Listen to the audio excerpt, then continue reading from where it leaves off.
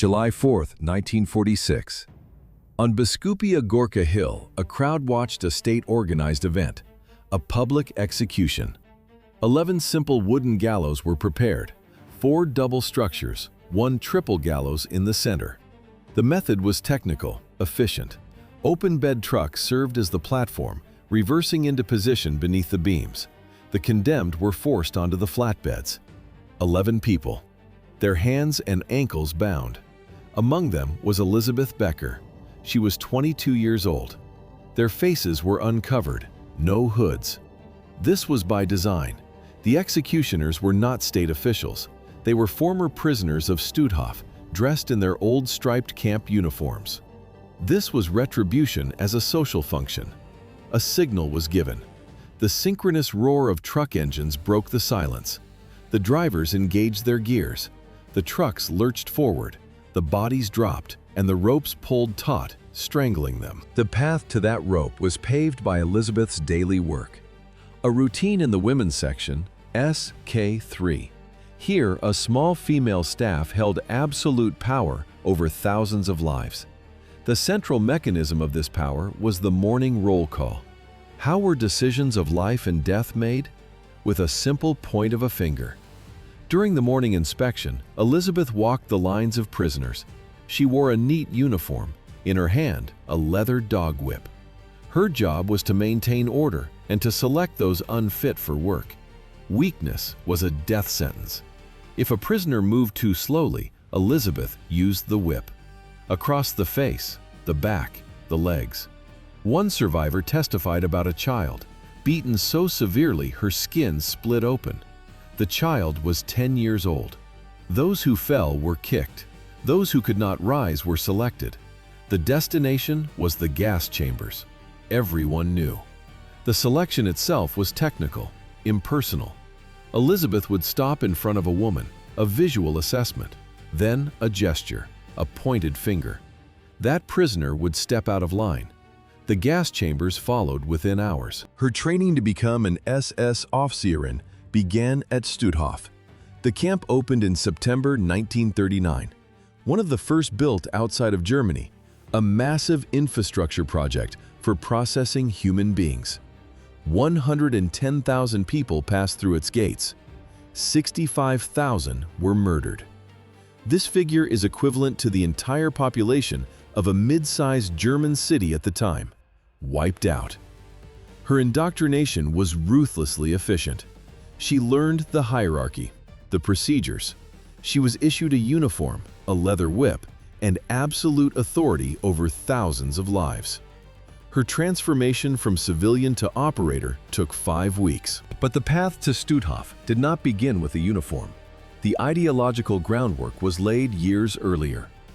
In 1936, with the League of German Girls, Elisabeth Becker was born on July 20, 1923. The location, the Free City of Danzig. Her childhood records are blank. No documented trauma, no pathology. Just an ordinary German girl in an ordinary German city. At 13, she entered the Bund Deutscher Mädel, the BDM, the female branch of the Hitler Youth. The curriculum was standardized. Obedience to the state, preparation for motherhood, the biological superiority of the Aryan race.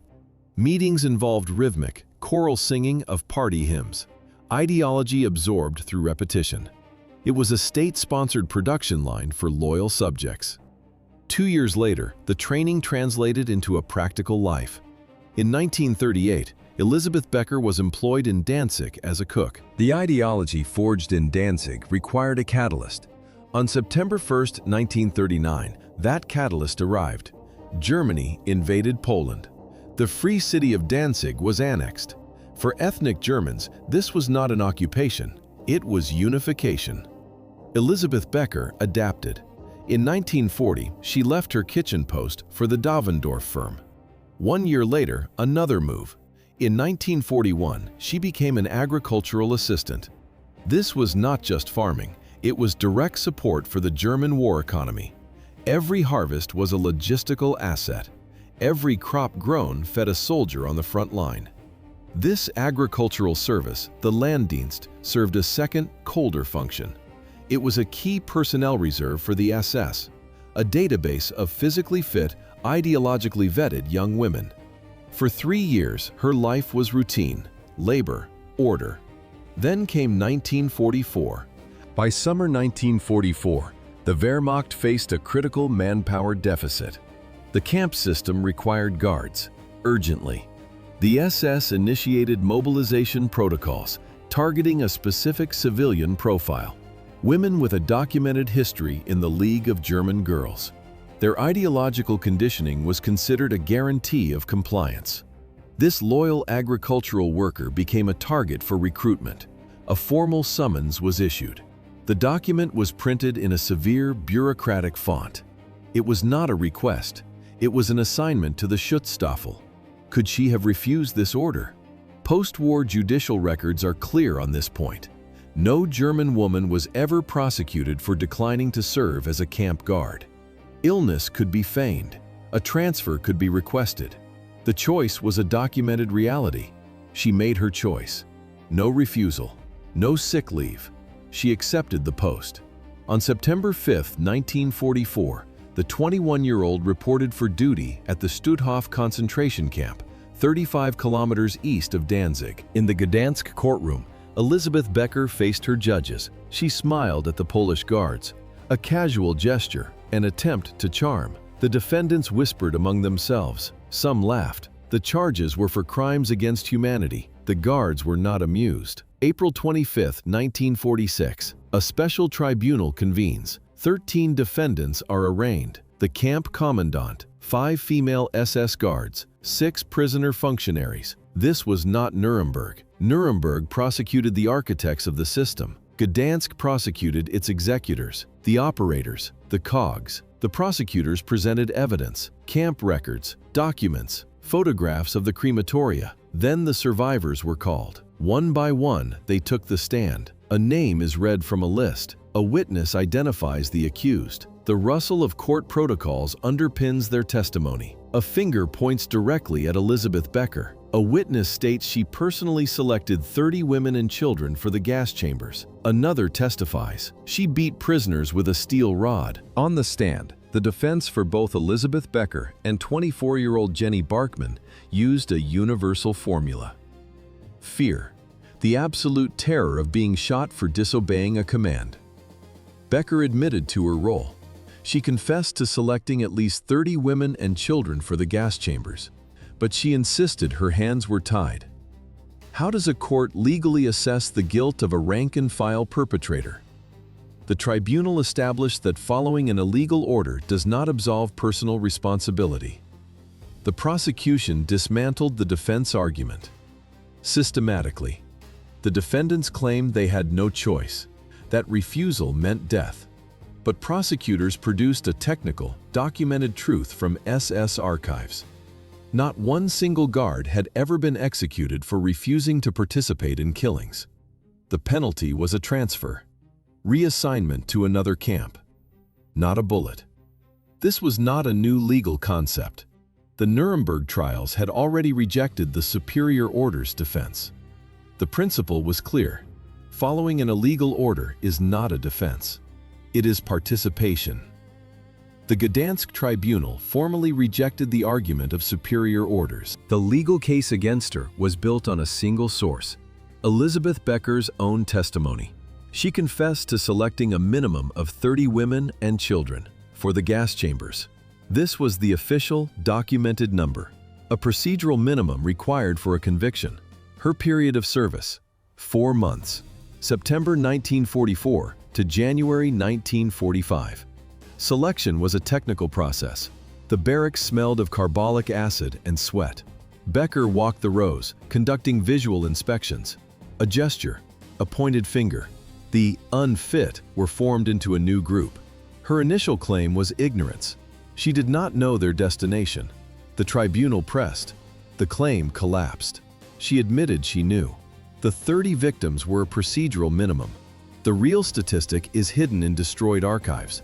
But witness testimony reveals the frequency. Selections were a routine, not an exception. And Becker's role was not passive. Survivors described initiative. She volunteered for the duty. She specifically identified crying children for the list. A conservative estimate reveals the scale: one selection per week for 4 months. That's a potential total of 200 victims. The hundreds of potential victims were forgotten.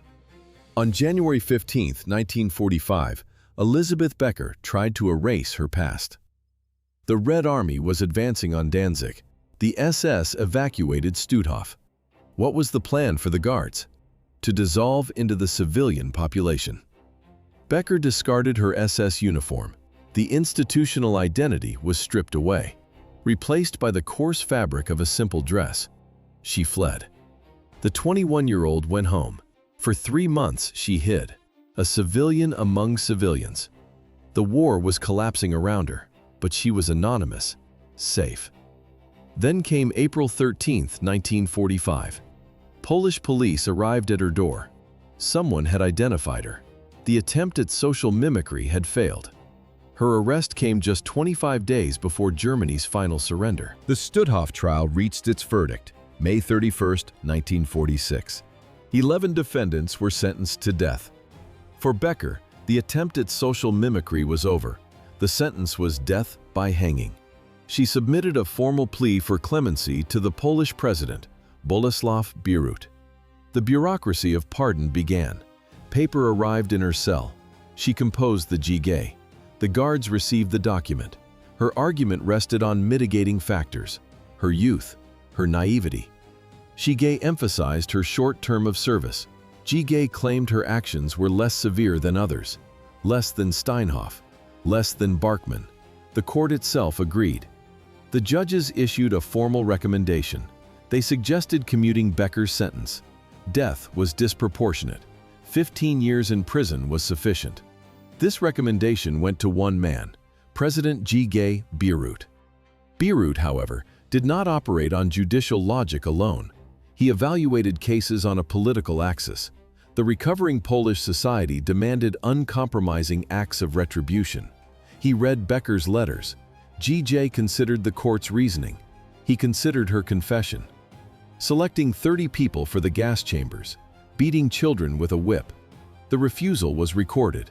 The dry clack of a typewriter in the president's chancellery. Bierut signed the final order, denying the request. The date was set, July 4, 1946. The location, Biskupia Górka, a hill overlooking Gdansk. It was not just an execution, it was a public ritual. 11 gallows stood in a row against the sky. 4 double platforms, 1 triple gallows in the center, crude wooden beams, no trapdoors, no mechanism for a quick death. The method chosen was the short drop. Why this method of slow strangulation? It guaranteed a torturous process, a spectacle for the thousands of survivors of the occupation. In post-war Europe, public execution served as a tool for collective psychological catharsis. A society that had endured occupation now gathered to consume justice. Thousands of spectators covered the hill. Some were camp survivors, others were Polish citizens, some just spectators. Before the end, the crowd swelled with families. Some had brought their small children to watch. The condemned were driven to the scaffold on the backs of trucks. They were positioned on the tailboards, nooses fitted. Then the trucks would simply drive forward. At 5 p.m., 11 condemned prisoners stood on the platform. The executions on July 4, 1946, were a statistical anomaly, a calculated exception, not the rule. The system included approximately 3,700 female guards.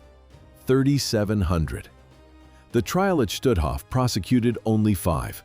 How did the vast majority escape the tribunals? They dissolved into post-war demographics. A bureaucratic process of assimilation began. New civil identity papers were stamped and issued. The sound of fresh cardstock covering an SS past. Surnames were changed, evading Allied census lists.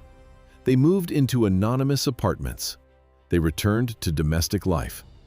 The women executed on that date constituted a statistical error, less than 1% of the total force. Elisabeth Becker was 22 years old. She was an exception. The others were the norm. The thousands who were never caught, never tried. They lived full, natural lifespans. While thousands dissolved into post-war demographics, the case against Elisabeth Becker focused on a single legal principle: individual agency. The standard of following orders was nullified by her voluntary participation in selections, creating a precedent for the criminal liability of rank-and-file personnel.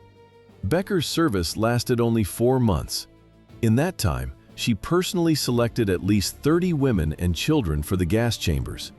Witness testimony documented systematic beatings. These were not the actions of a passive subordinate. These were documented choices. The court still recommended a commuted sentence. A petition for clemency was filed. It reached the desk of the Polish president, Boleslav Bierut. President Bierut signed the official refusal. The signed refusal triggered the final protocol, a protocol of public retribution. The trucks arrived at exactly 1700 hours. On the open tailgates, 11 condemned prisoners.